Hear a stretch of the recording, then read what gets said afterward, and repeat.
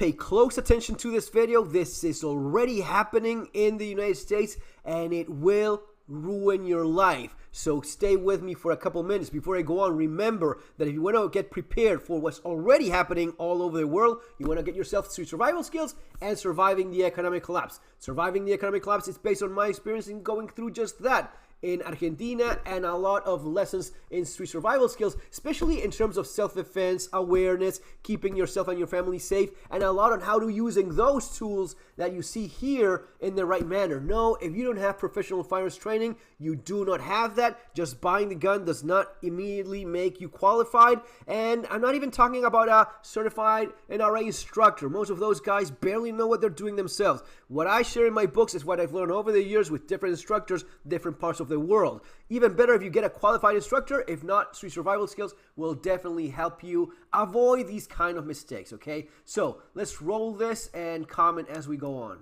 Here behind me is where a scam call turned deadly, and I'm going to step out of the way here so you can get a look here. The man who lives here is accused of shooting and killing an Uber driver. He now faces a murder charge and potential other charges.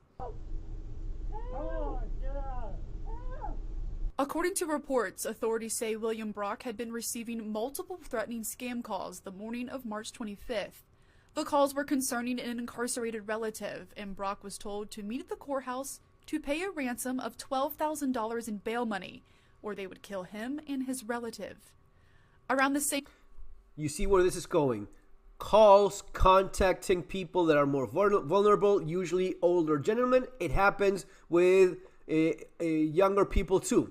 It's just a matter of knowing your circumstances. If you have an incarcerated relative, if you have someone in jail, if you have some kind of legal problem, if you have maybe issues in your job. I'll get you fired if you don't pay me $10,000 right now. Why? What? Because I know what you did. What are you talking about? It? Yes.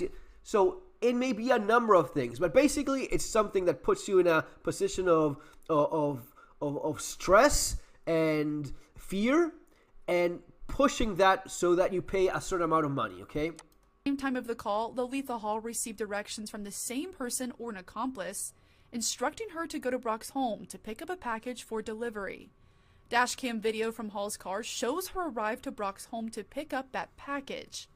According to reports from the Clark County Sheriff's Office, Brock allegedly had a gun. Poor woman. This video appears to confirm that. The incident report says Brock allegedly took Hall's phone and wouldn't let her leave, and when she tried to go, authorities say Brock then shot Hall. They started fighting, and he shot her 2 more times.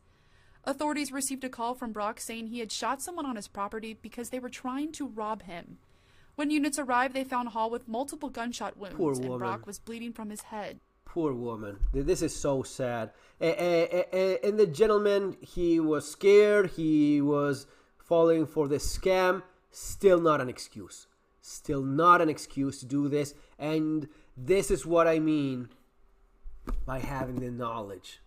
Yes, of course, I'm selling my book. This is what I do. But seriously, guys, this is what happens when people, even an older gentleman, he has no fucking idea what he's doing with that gun. He has it cocked. He has a double-action revolver cocked with his finger in the trigger. He's scared. He's falling for a scam.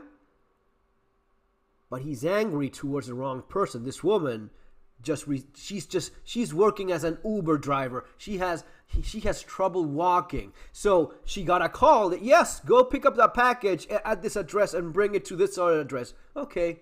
You know, I'm doing a shitty job. I'm driving around. I'm doing Uber. Poor woman. And she shows up, knocks on the door. Well, you're stealing from me. And he comes out with a gun. She's scared. She tries to get away. No, you're not going anywhere. You're just trying to steal from me. The man fell for the scam. They used this woman as well. So he is the victim.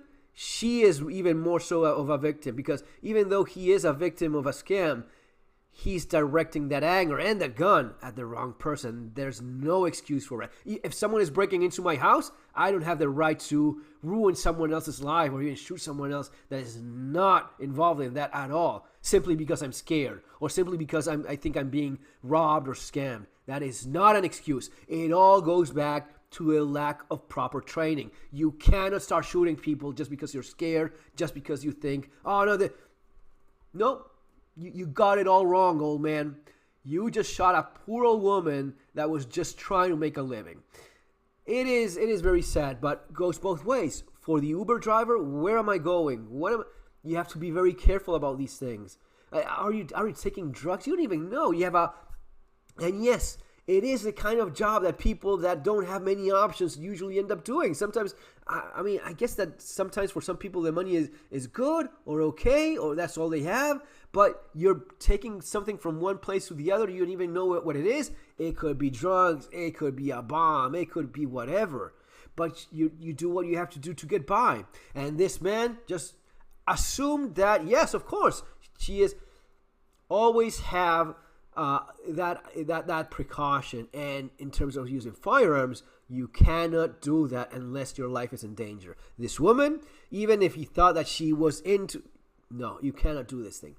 Folks, be very careful because this just keeps getting worse. The world in which we live keeps getting crazier and crazier, and these kind of scams, tricks just keep getting more and more complex. So stay on top of it. See you next time. Take care.